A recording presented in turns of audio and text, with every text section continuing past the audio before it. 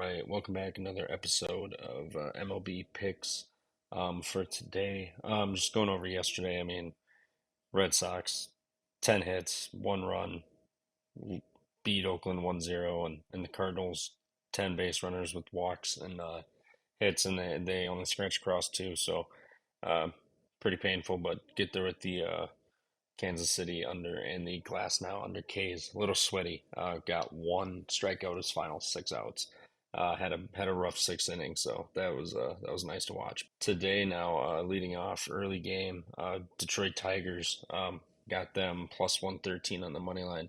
Um, Tigers lineup's only 2 of 15 lifetime off of Hauser, but this season right now they're top five offense versus right-handers. They're batting 236 with a 310 on base, 449 slug, and a 122 WRC plus here. The Mets, they're batting 157 with a 218 on base, 235 slug, .078 ISO, a 31 WRC, 40% ground ball, 25% hard hit. Um, they're not doing too well against the righties. Now if we're gonna go look into the bullpens here, Detroit's bullpen, .53 ERA, 109 batting average, 183 on base, 164 slug, about 32% K rate, 8.5% walks. And then the Mets, 208 ERA, 231 batting average, 301 on base, 338 slug, 26% K, 8% walk. Both bullpens have been great, but the offense is what really stick out here.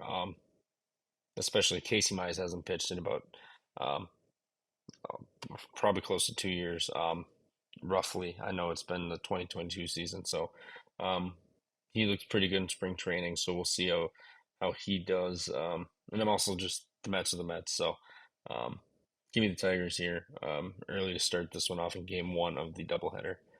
And then the second side I'll be on today is going to be Guardians plus 129 on the money line here. Um, Minnesota, their offense has not been great. Um, just to kick it off here, they're batting 161, 215 slug, .054 ISO, 51 WRC plus, 53% ground balls, and 35% hard hit versus righties. Cleveland this season, 252 batting average, 426 slug, 331 on base, a 174 ISO, a 125 WRC plus, 37% ground ball, and 21.4% hard hit.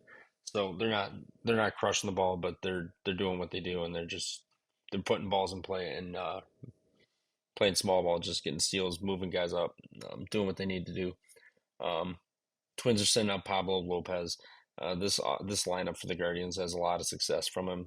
They're 24 of 64, batting 375 with 6 extra base hits, including a home run, eight strikeouts, and 4 walks with a 516 slugging. BB versus Minnesota, 194 batting average, 258 slug, 12 Ks, and 7 walks in about 2 games. Now, BB did get roughed up by Oakland this year, but Oakland's a better offense. They're feisty. They've got pieces, but Minnesota's been second worst offense versus righties, only behind the Mets. So that's pretty tough. And then when we go to these bullpens here, Twins bullpen, 110 ERA, 161 batting average, 266 on base, um, and a 286 slug, 36% hard hit. Cleveland's bullpen, 159 ERA, 149 batting average, 281 on base, 176 slug, and an 18.4% hard hit. Guardians offense is rolling. They're making contact. They're bringing guys in. They're doing what they need to do, and they have a lot of success off Pablo. So if they have the lead there, once these bullpens enter, um, yes, you could argue that they're both the same, but I'm going to take the better offense.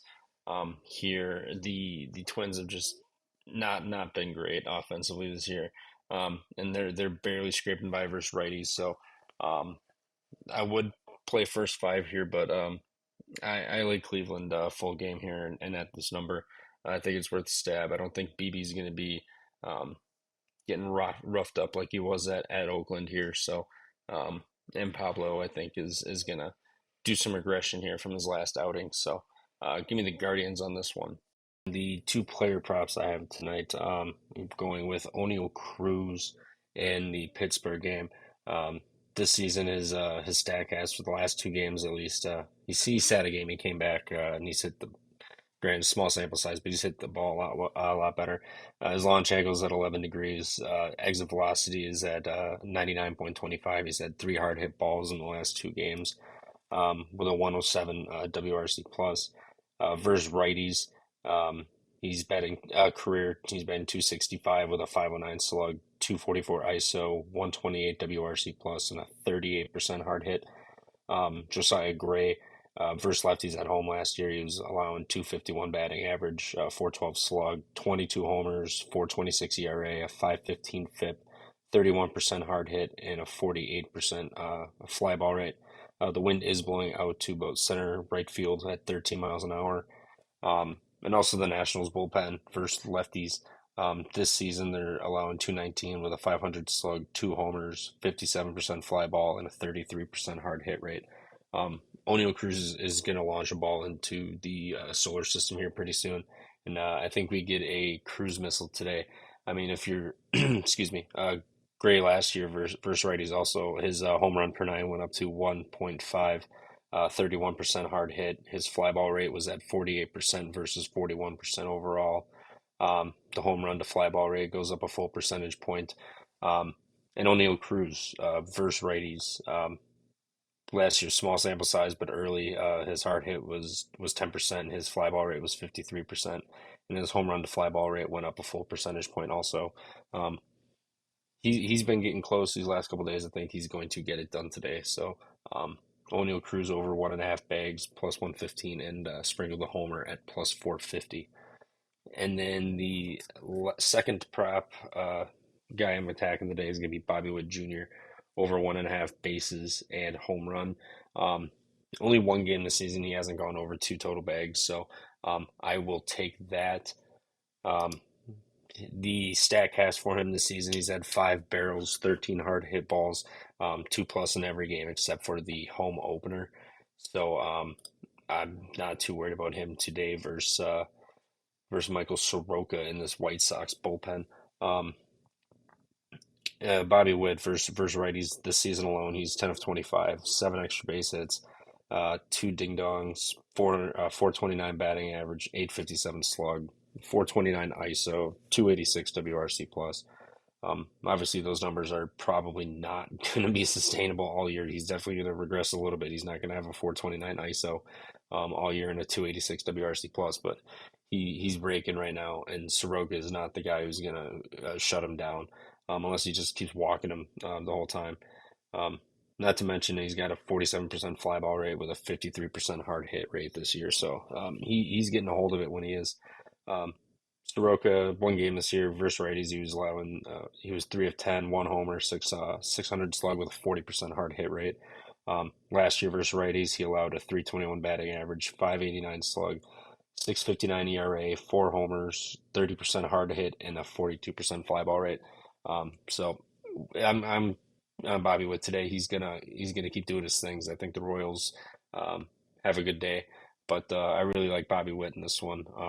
Coming home, he should crush in this with this wind blowing out too. This White Sox bullpen is nothing to write home about either.